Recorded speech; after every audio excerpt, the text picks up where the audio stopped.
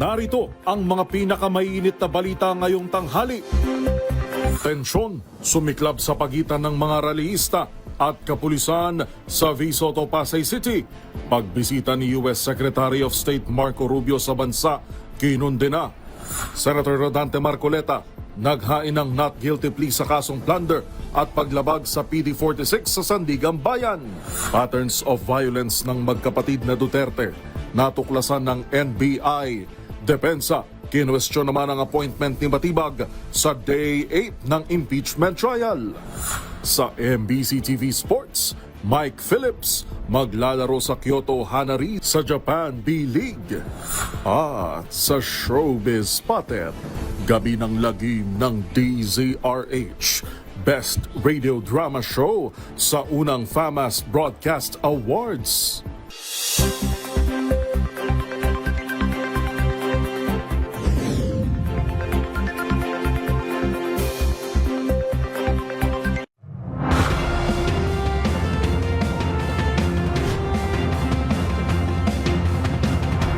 Bawat balita, makabuluhan.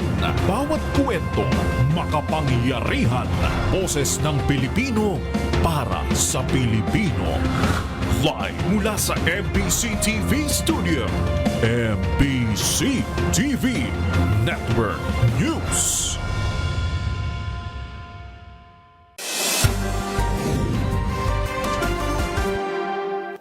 Pilipinas, una sa ating mga balita. Nauwi sa tulakan at balyahan sa pagitan ng mga rallyista at hanay ng kapulisan ang isinagawang kilos protesta sa Pasay City. Ang kilos protesta pagkundena sa pagbisita ni US Secretary Marco Rubio at ang planong pagtayo ng kontrobersyal na Paxilica. Una sa balita, si Giselle Ricafort. Giselle.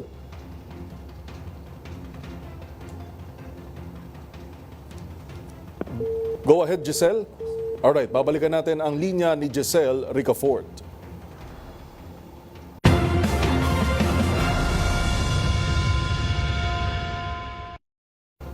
Naghain naman ng not guilty plea sa Sandigan Bayan si Senator Rodante Marcoleta para sa kasong plunder at paglabag sa Presidential Decree No. 46 o pagtanggap umano ng donasyon habang ito ay isang public official. Ang buong detalye tinutukan ni Val Gonzales. Kapwa not guilty ang inihaing plea ni Senador Rodante Marcoleta sa magkaiwalay na kasong plunder at paglabag sa Presidential Decree No. 46. Kasama ni Marcoleta ang negosyanteng si Joseph Espiritu na naghain ng not guilty sa paglabag sa PD No. 46 o ang pagbabawal sa pagtanggap ng pagbibigay ng regalo sa mga kawanit opisyalis ng gobyerno. Bagamat wala sa original schedule ngayong araw pero pinayagan na ng Sandigan Bayan 3rd Division na basahan ng sakdal sa kasong plunder si Senador Marcoleta at dahil sa nag-withdraw na ng inihaing motion to quash information ang mga abogado ng senador na humihiling na ibasura ang kaso laban sa kanya. Si Marcoleta na lamang ang hindi nababasa ng sakdal sa plunder at dahil sa motion of withdrawal na inihain ng kanyang kampo ay isinabay na ang arraignment nito para sa violation ng PD No. 46. Dahil dito itinakda ng korte sa August 10 ang pre-trial at preliminary conference sa kaso laban kina Marcoleta, dating Congressman Mike Defensor at negosyanteng sina Aristotle Viray at Joseph Espiritu. Habang ang marking of evidences ay tinakda naman ng korte sa July 28, 29 at 30. Ang apat na akusado ay nasasangkot sa kasong plunder at paglabag sa PD46 dahil sa pagtanggap ng 75 million peso campaign fund na hindi na idideklara noong 2025 elections. Alas 2 naman mamayang hapon ay muling babalik sa Sandigan Bayan si Marcoleta para naman sa arraignment muli sa violation ng PD46 kasama si Mike Defensor sa 4th Division ng Anti-Graft Court. Para sa MBC TV Network News, ako si Val Gonzales, DZRH, una sa Pilipinas, una sa Pilipino. Nauwi sa tulakan at balyahan sa pagitan ng mga rallyista at hanay ng kapulisan ang isinagawang kilos protesta sa Pasay City. Ang kilos protesta pagkundena sa pagbisita ni US Secretary Marco Rubio at ang planong pagtayo ng kontrobersyal na Paxilica. Una sa balita si Giselle Ricafort. Giselle. Yuwel, nagtapaldahan at nagkain mga pulis nitong Aliw Theater sa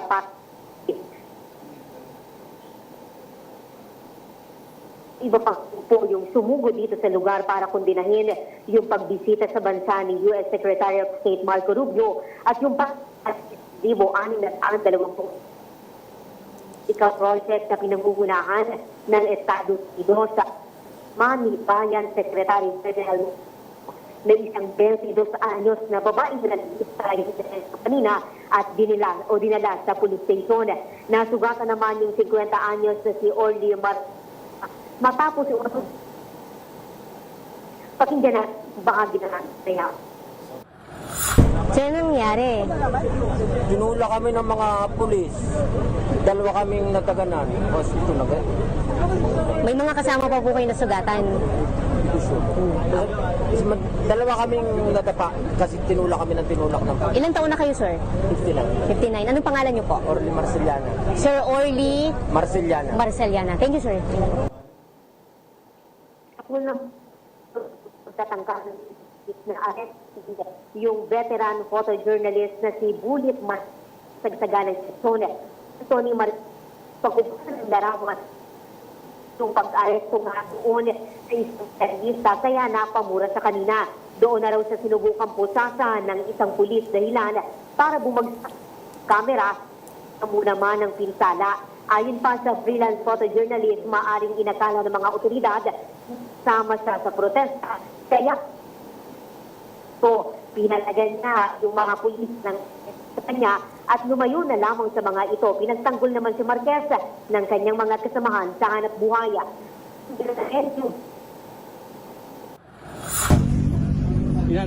Tinatakpan yung camera ko. Ginawi ko ng gano'n. Tapos, inano niya, muntik na akong, siyempre, nakapagbigkas ako ng, alam mo na, nang hindi masyadong maganda. Siyempre, sa reaction lang naman yun. Tapos, hinihila ako. Tapos, paghila sa akin, bumagsak yung camera ko. Nalaglag yung camera ko. Tapos, pagkapulot ko ng gano'n, inaaresto na ako. Tapos, balak daw akong pusasan. So, binasiwas ko na lang. Tapos, pumunta na ako sa ranch ng mga putas. Bakit daw ako nagmumura? Laway muna. Isa sa harap, isa sa likod. Tapos, yun.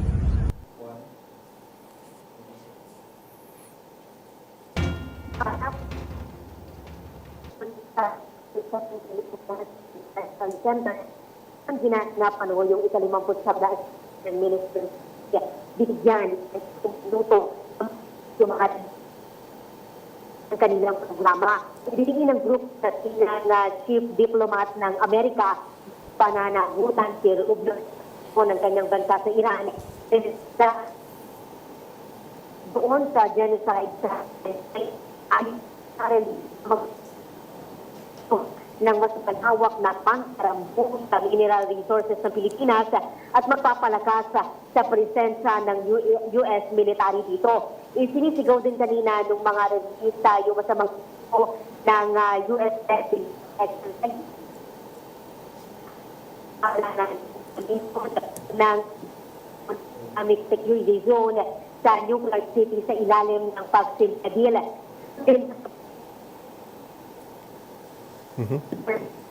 Nila'y pagbebenta sa pambansang patrimonya at sa pakikipagtulungan umano nito sa Amerika na naglalagay sa bansa mas angkot sa kaguluhan. Wala pa namang report yung mga kapulisan sa ngayon kung mayroon ba o ilan na aresto sa demonstrasyon para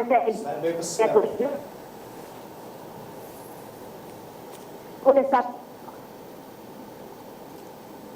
Alright, maraming salamat, Giselle Ricafort.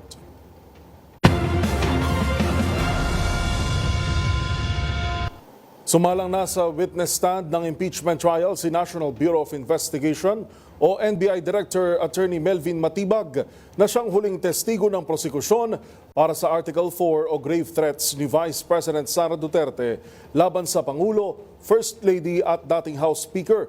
Ang mga naging kaganapan tinutukan ni Arnold Herrera. Hindi natibag si Matibag. Ito ang deklarasyon ng prosekusyon matapos ang pagsalang na huling testigo na si NBI Director Attorney Melvin Matibag para sa ika-4 na article of impeachment laban kay Vice President Sara Duterte. Ito ay kahit pa makailang ulit na tinangka ng depensa na hanapan ng butas ang kredibilidad ng testigo. Kung nakapuntos ang prosekusyon sa partial grant ng impeachment court sa sabina ng financial records ni VP Sara at ng asawang si Attorney Man Scarpio noong Lunes, mas naging dikdikan naman ang pagpiga ng magkabilang panig kay Matibag. Sa direct examination ni Lead Prosecutor Jervil Luistro, ipininta ng prosekusyon si Matibag bilang isang kompetent na testigo na may sapat na kwalifikasyon sa kanyang hinahawakang posisyon at sumusunod lamang sa mandato ng kanyang opisina.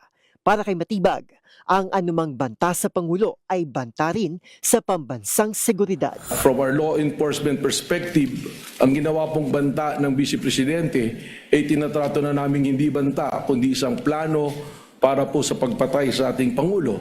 And that is a threat to the President which we consider also na threat po sa ating national security.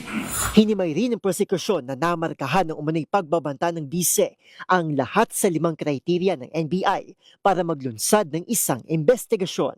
Kabilang dito ang pattern of violence, gravity o seriousness ng banta, pagkakakilanlan ng nagbanta at binantaan, kapasidad ng subject na isakatuparan ng banta, lalo't galing ito sa isang makapangyarihang pamilya, maging ang posibleng motibo na agawin ang pagkapangulo bilang next in line. It is a kinetic force na kung saan yung mga nakarinig ng kanyang pagbabanta ay gumagaya na rin at nagbabanta, lalong-lalo na sila ay nabibilang sa isang pamilya. That is the very purpose of the task force, to monitor all those threats na lumalabas po ngayon at sa araw-araw nga, meron po tayong nakikitang threat sa social media, sa mga pahayag po during the mga rallies, ay tuloy-tuloy po na banta sa ating pong Pangulo na umaabot na po na banta sa ating national security. Dito inungkat ng prosekusyon ang pananapak ni Duterte sa isang sheriff noong July 2011. Habang nakaupong mayor ng Davao City, sinapak ni Vice President Sara Duterte ang isang court sheriff. Live broadcast ng bise na nagbabantang pupugutan ng ulo ang Pangulo noong October 2024. Gusto ko tanggalin yung ulo niya ba? At maging ang katulad na pahayag ni Davao Mayor Baste Duterte sa Rage Coalition Rally noong Abril. Isang ulo lang naman ang kailangan namin, ang ulo ni Bongbong Marcos! Sa cross-examination ni Defense Counsel Attorney Mark Vinluan, unang inatake ng depensa ang kaalaman ni Matibag sa mga kaso na nagsimula bago pa man ito maupong NBI Director bilang sabi-sabi lamang. Kabilang ang paggamit ng prosekusyon ng hindi notaryadong dokumento. We will not allow this witness to build on the basis of a mere scrap of paper, Your Honor. Kinwestiyon din ng depensa kung bakit ang pagbabanta ng bise ang pinansin sa isa sa mga video evidence, habang ang mga alegasyong korupsyon ay tila hindi naman pinansin. Ang depensa, tinangkaring idawit ang asawa ni Matibag bilang isa sa endorsers ng articles of impeachment. Maging ang pagsulat ni Matibag noon ng negatibong opinion articles laban kay Duterte. Well, unang-una po, siguro dun sa title na Bratinela, that is not my original. In fact, kaya ko po nasulat yan, yan ang mismong naririnig ko nang kami magkakasama nila dating Pangulong Duterte, na ang tawag niya kay Inday sa Bratinela. Sa puntong ito, sinubukang itahi ni Vinluan ang pagsipot ni Matibag bilang tauhan ng Pangulo. So BBM has control and supervision over both the NBI and the DOJ, correct? That is not exactly correct. Only on the matter of appointments, but we enjoyed independence in the matter of investigation. I'm glad you mentioned that. Do you confirm that you're an appointee of BBM? Well, it's only the president who can make an appointment. I think it is provided for in the law. What's the answer? Yes. Yes, okay. And so my question to you is this, did BBM participate in the NBI's investigation in any way? No. No, all right. So don't you consider your appointment as NBI director as participation on the part of BBM? No. No, okay. Kinwestiyon din ng depensa kung may tuturing bang betrayal of public trust ang ginawa ng BISEC gayong kung pagbabatayan ang mga pinakahuling survey mas may tiwala pa umano ang publiko kay Duterte kumpara kay Pangulong Bongbong Marcos. Pagka po ating pinagbasihan ng popularidad, ang ibig sabihin po ba nito, ang isang pinakakilala at popular na tao pwede nang gumawa ng krimen at hindi natin papapanagutin? Para sa NBC TV Network News, ito si Arnold Herrera ng DZRH TV. Una sa Pilipinas, una sa Pilipino. Sinangayunan ni dating National Bureau of Investigation o NBI Chief Jimmy O. Jaime Santiago ang testimonya ni NBI Director Attorney Melvin Matibag na apektado ang pambansang seguridad sa pagbabanta ni VP Sara Duterte kay Pangulong Ferdinand Marcos Jr. Sa panayam sa programang 2x2 sa DZRH, sinabi ni Santiago na nakikinig sa sinasabi ni VP Sara ang mga taong sumasampalataya niya sa kanilang pamilya. At dahil dito nagpapatuloy ang banta sa seguridad ng Pangulo ngayon. Naniniwala po ako dyan at sumasang-ayon ako sa sinasabi ni Director Matibag na dahil doon sa utterances ni Baste at saka ni VP Sara ay may mga tao na sumasampalataya sa kanila at nakikinig sa kanilang mga sinasabi. Kaya hindi lang threat sa presidente, pati sa ating national security naapektuhan na ho eh. Nilinaw naman ni Santiago na hindi binaliwala ng kanyang liderato ang banta naman sa vice-presidente at ilang beses anya nilang inimbitahan si VP Duterte sa bureau para sana maimbestigahan noon. Pero hindi nila ito masimulan dahil hindi anya nakipag-cooperate ang pangalawang Pangulo sa kanila. Handa naman ang dating NBI chief na humarap sa impeachment court sakaling siya'y ipasabina kaugnay ng Article 4 na impeachment na grave threats.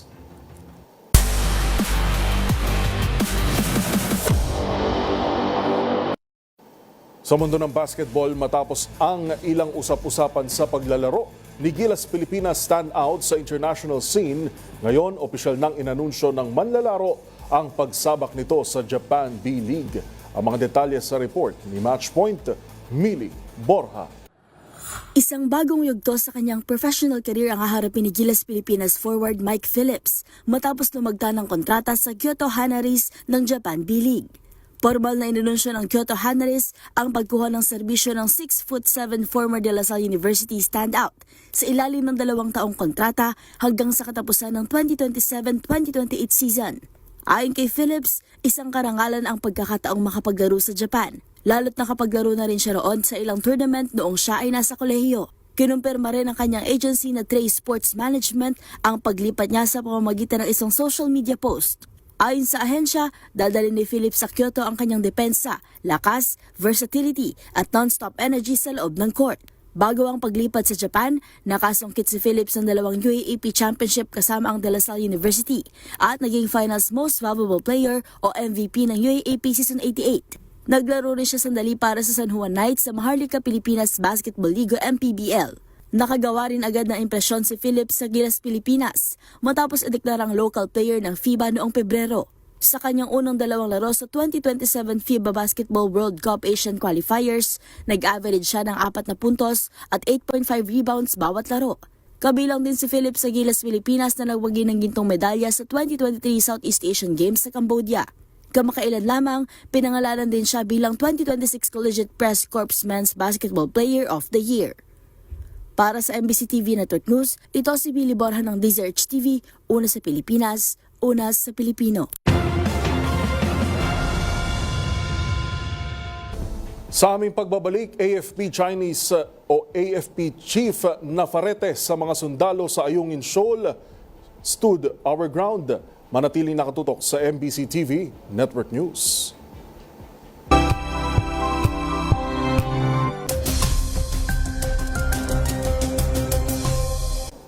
Para po sa ating ulat panahon ngayong araw ng Miyerkules, nakapasok na sa loob ng Philippine Area of Responsibility ang binabantayang Low Pressure Area o LPA. Huling namataan sa layong 1,015 kilometro silangan ng southeastern Luzon. Mataas ang tsansa nito na maging isang bagyo sa tropical storm category at papangalan ng bagyong Quiapo. Posible ito maglandfall sa Cagayan sa Biyernes o sa Sabado. Dahil sa paglapit nito sa kalupaan, inaasahan ng malalakas na pagulan at hangin sa northern Luzon. Samantala, patuloy naman ang pag-iral ng habagat sa Palawan at Mindanao na magdudulot ng kalat-kalat na pag-ulan.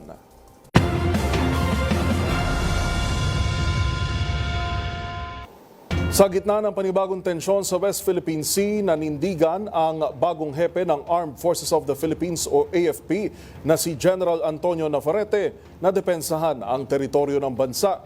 Direktiba nito sa mga kapwa sundalo, stand our ground. Ang balitang yan tinutukan ni Edniel Parosa. Stand our ground, atin yan. Ito ang direktiba ng bagong Armed Forces of the Philippines Chief of Staff na si General Antonio Navarrete sa mga sundalong nakadeploy sa BRP Sierra Madre.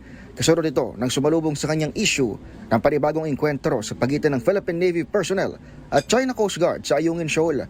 Sa unang panayam ng media mula nang manumpa bilang ika-61 pinuno na AFP, tiniyak ni Navarrete na handa mga Pinoy sa BRP Sierra Madre na may sinusunod na rules of engagement. Kinumusta rin umano sa kanya ni Pangulong Bongbong Marcos ang kalagayan ng mga Pinoy at ipinag-utos sa kapasidad bilang Commander-in-Chief ang kaligtasan ng mga ito. Paniguro ng bagong 4-star general, patuloy sa paggampan ng profesional na tungkulin ang AFP. We have to stand our ground. Atin yan. Rest assured that we will also do our jobs. And I think they're ready for it. We have our rules of engagement also. Sa mga bagong video na iminahagi ng AFP Public Affairs Office, makikitang sinadyang lumapit ng CCG personnel sakay ng rigid hull inflatable boat sa bisinidad ng Philippine Navy warship sa teritoryong nasa exclusive economic zone ng bansa. Sa halip na sumunod sa pagtaboy ng mga Pinoy, naawi pa ito sa paghampas ng bato ng mga Chino na ikinasugat sa ulo ng isang Pilipino at ikinagalo sa braso ng isa pa. Sabi ni retired Admiral Roy Vincent Trinidad, siyang special spokesman ng AFP sa West Philippine Sea, ito ang unang beses na lumapit ng 30 meters ang Chinese sa BRP Sierra Madre mula noong marahas na June 17, 2024 incident kung saan isang sundalo naputulan ng daliri. Indikasyon itong sadyang nang provoke daw ang mga Chino na napahiya at nabugbog umano sa information space. Buhat ng 2016 Arbitral Award Anniversary at kontrobersyal na Batanes Claim at AI Monkey Video. Para sa MBC TV Network News, ako si Edniel Parosa ng DZRH. Una sa Pilipinas, una sa Pilipino.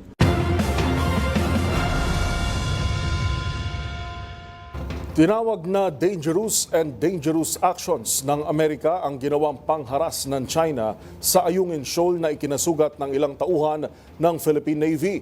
Ayon sa Amerika, nagiging taliwas ito sa nais ng China na maresolbahan ang sigalot sa pinag-aagawang teritoryo. Narito ang report ni Karen Oyong. Mariing kinundina ng Amerika ang tinawag nitong dangerous and aggressive actions ng China laban sa isang Philippine Navy personnel sa Second Thomas Shoal o kilala rin sa tawag na Ayungin Shoal sa South China Sea noong nakarang Lunes. Sa opisyal na pahayag ni US State Department spokesperson Tommy Pigott, inuudyokan nito ang China na itigil na sa lalong madaling panahon ang tinawag niyang destabilizing conduct ng nabanggit na bansa. Ayon kay Pigott, ang naturang provokasyon ay nakakaapekto sa kapayapaan at stability sa rehiyon na taliwas sa paulit-ulit na banggit ng China na nais itong maresolba ang mga disputes sa pamamagitan ng payapang paraan.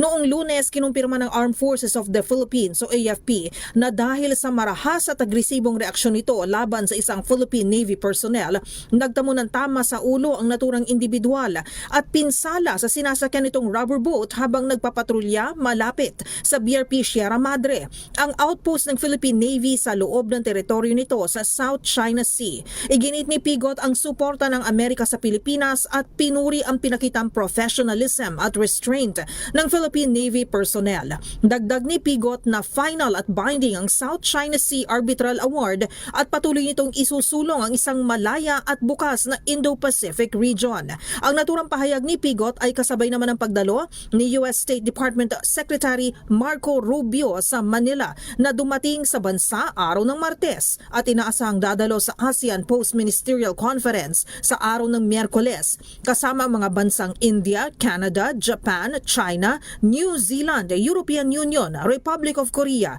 Russia, Australia at ng United Kingdom. Para sa MBC TV Network News, ako si RH4 Karen Oyong ng DZRH, una sa Pilipinas, una sa Pilipino.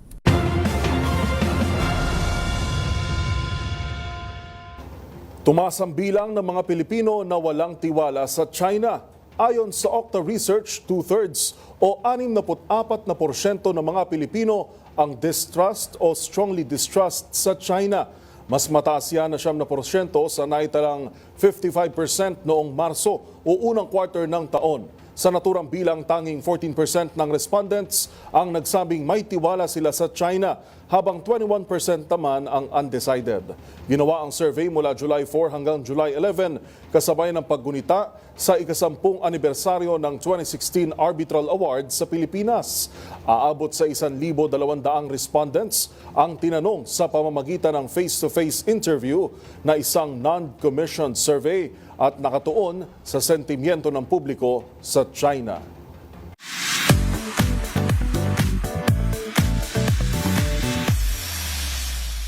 Good partners have been made. Formal lang na isakatuparan ng partnership sa pagitan ng international company na Wipro at ng local consumer goods company na S Brands Consumer Care Incorporated. Sa pamamagitan nito, mas matitiyak na umano ang mas pinalawak, abot kaya at mas dekalidad ng mga produkto para sa Filipino consumers. Ang mga kaganapan panoorin sa The Better News Report na ito.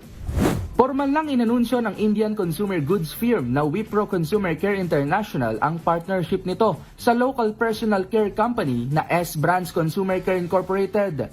Sa ilalim ng partnership, inaasahang mas mapapalakas pa ang presensya ng naturang kumpanya sa bansa na may malaking potensyal sa pagpapalawak ng negosyo na parehong layunin ng dalawang kumpanya. Ayon kay Wipro International Chief Operating Officer Nagender Arya, mahalagang hakbang umano ang acquisition sa layunin ng kumpanya na maging isa sa leading personal care company sa Asia.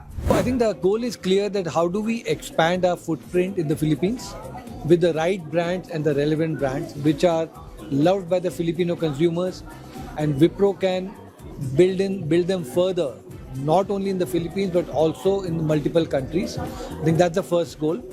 Philippines is an important market for us. It is the 4th largest economy in ASEAN. It is very young population and very high, strong on consumption of personal care products.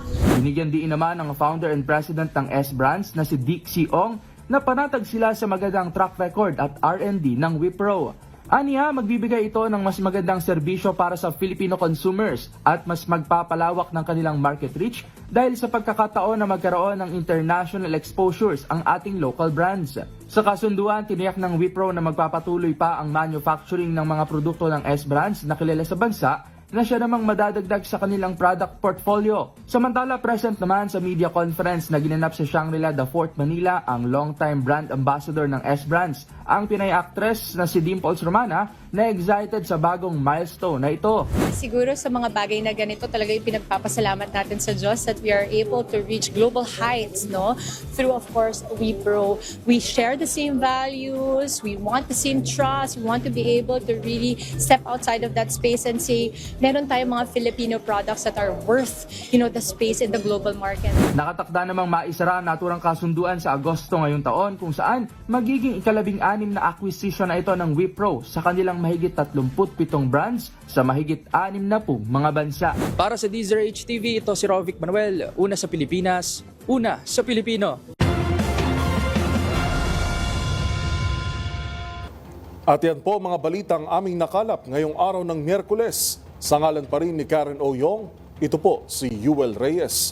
Magkita-kita tayo muli bukas araw ng Huwebes para sa mga balitang makabuluhan, mga kwentong makapangyarihan.